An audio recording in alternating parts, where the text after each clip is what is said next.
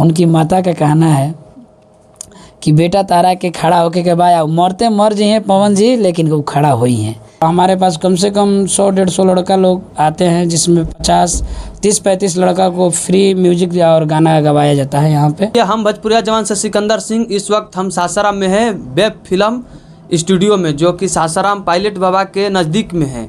तो हम यहाँ पर आए हुए हैं। देखिए भैया है, रिकॉर्डर है, बहुत ही अच्छे रिकॉर्डिंग करते हैं और गाते भी हैं।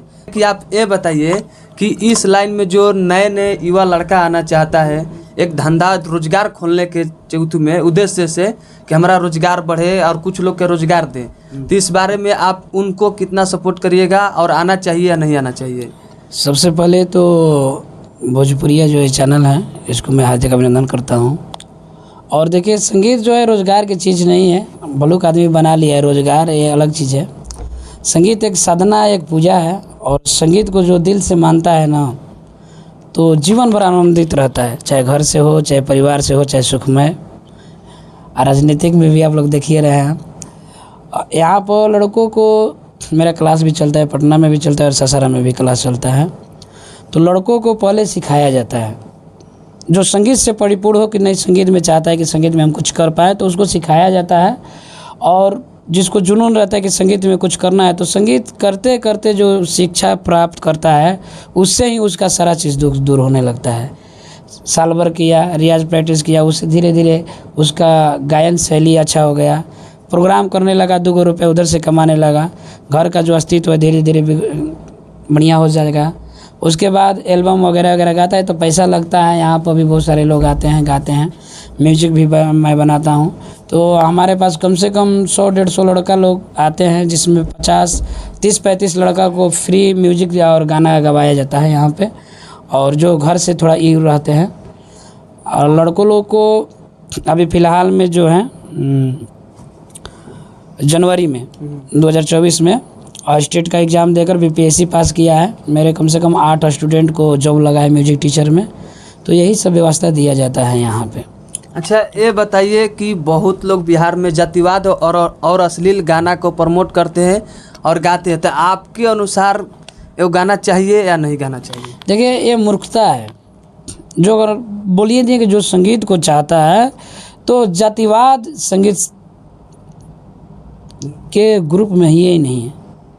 क्योंकि आप कोई भी जात हो, हम कोई जात हैं, फलाना भैया कोई जात से हैं, अगर हम आपके द्वार पर गए, जातिवाद गाते हैं हम आपके, तो जैसे टुनटुन भाई गाना गाएं जातिवाद। अब झारखंड में गए, थोड़ा सा दुर्व्यवहार किया पब्लिक लोग। तो संगीत सबके दिलों पर राज करने वाली चीज़ है, सदियों से चला आ रहा है, ठीक ना। तो जातिवाद हमारे देखने से एक गलत चीज़ है।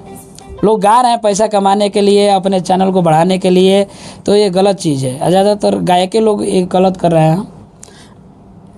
तो देखिए, यहाँ भोजपुरी में सबसे ज़्यादा लोग बोलते हैं बाहर में कि भोजपुरी गाना जो है वो अश्लील के माध्यम से चलता है। अगर अश्लील नहीं रहेगा तो भोजपुरी गाना नहीं चलेगा। तो यहाँ पर 2 या 3 सिंगर को छोड़कर सब लोग अश्लील गाता है, तो इस पर क्या कहिए? भोजपुरी पूरे विश्व में विख्यात है। जो कह रहा है कि भोजपुरी इधर अश्लील फैलाया गया है, देखिए शारदा सिन्हा को देखिए, वो गाती थी, क्या नाम है, भरत शर्मा जी को देखिए, उदित नारायण जी बॉलीवुड कर आकर भोजपुरी में गायन किए हैं, उनका गायन सुनिए। ये तो चंद अपने छोटे छोटे जो चीज़ हैं, जो जहाँ माने राज्य में, गांव में जो रहने वाले लोग हैं, जो गायक हैं कि गांव ही में हमको रहना है और गांव ही को लोग को माने निर्भर करना है, उन्हीं से 2 रुपया कमाना है। जो संगीत को जानबे नहीं करेगा वो गाएगा का? एक से कलाकार हैं भोजपुरी इंडस्ट्रीज में, जो कि विदेशों तक उनका गाना, जैसे भिखारी ठाकुर जी पूर्वज थे, वो भोजपुरी गाकर यहाँ से विदेश चले गए। और आज भी देखिए, अभी जो एग्ज़ाम स्टेट का हुआ था ना, उस एग्ज़ाम में आया था भिखारी ठाकुर जी का, ये तो आया था एग्जाम। तो भोजपुरी जो है अश्लील करने वालों को गलती है। और दूसरी सम्मता जो हमारे जनता लोग साथ देते हैं कि नहीं, वो जातिवाद गा दिया तो उसी पर रील बनाने लगे और जातिवाद लड़ने लगे, तो ये दोनों का गलती है। आप सुनना पसंद मत कीजिए, अगला गाना पसंद नहीं करेगा। अच्छा ये बताइए कि बहुत लोग हैं यहाँ पर, 2-4 लोग कि गाना गाकर भोजपुरी में या फिल्म बनाकर राजनीतिक में चले गए, कुछ लोग राजनीतिक में जाने का प्रयास कर रहे हैं, तो इस पर क्या बोलिएगा? यही चीज़ देखकर हमको बहुत घबराहट सी हो रही है, क्योंकि बहुत लोग हैं, जैसे कि मान के चलिए हम तो पवन भैया हम लोग गार्जियन हैं, उनको देखकर हम लोग भी सीखे हैं। अब बताइए, जिस कलाकार को आदमी एक कलाकार मानता है, धरोहर मानता है, वो संगीतीय क्षेत्र से कितने लोग संगीत में हमको लगता है कि पहले ही से वो बना कर आते हैं, कहा कि इतना जब आदमी को बना देंगे तो इस क्षेत्र से हम खड़ा हो जाएंगे। बहुत सारे लोग हैं, तो ऐसा नहीं चाहिए। जो संगीत को अगर मानता है उन्होंने और कलाकारी क्षेत्र में है तो अच्छी बात है। अभी तो हम जितने भी कलाकार बॉलीवुड में भी देखें, सब लोग राजनीति में क्षेत्र में घुस रहे हैं।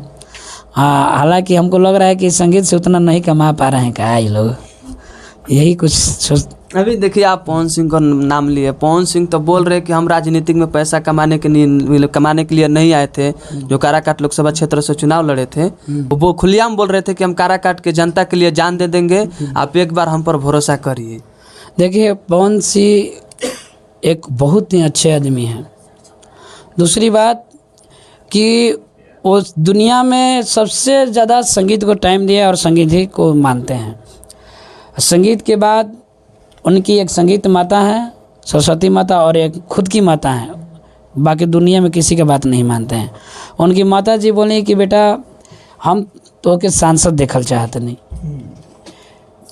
हम तो के कहने कि ठीक है माता जी, तोहार बात के पूरा हो। ये सब अंदर की बातें हैं, ठीक है। हम लोग बैठते हैं कभी कभी तो ये सब बात होती रहती है। तो बोले कि ठीक है, तो ये पिछले साल खड़े होने वाले थे, जिस वजह 2019 में तो कुछ कारणवश नहीं हुए, लेकिन इस बार माता के कहने से उनको सीट नहीं मिला। सीट मिला था आसनसोल से, मैंने आसनसोल से मिला था, तो आसनसोल से नहीं लड़े। फिर मांगे सीट उट नहीं मिला, तो फिर ये बोले कि हम लोग भी सोचे कि अब ये खड़ा है, नहीं होंगे। तो एक बार विनय बिहारी जी थे राइटर, वो बोलेंगे कि अभिजीत जी देखिए, उनकी माता का कहना है कि बेटा तारा के खड़ा होके के बाद मरते मर जी हैं पवन जी, लेकिन वो खड़ा हुई हैं। सही में खड़ा हुए। उनका जो भी नेतृत्व था, जो व्यवहार था, हमको अच्छा लगा कि नहीं, ये जनता के हित में काम करेंगे। अब आगे चल के देखिए क्या होता है। अब हम तो नहीं, हम बहुत सारे नेता को देखते हैं, ये कर देंगे वो कर देंगे, बाद में वही जनता बड़ाई करता है, बाद में वही जनता बुराई करता है। तो किसको हम कहें?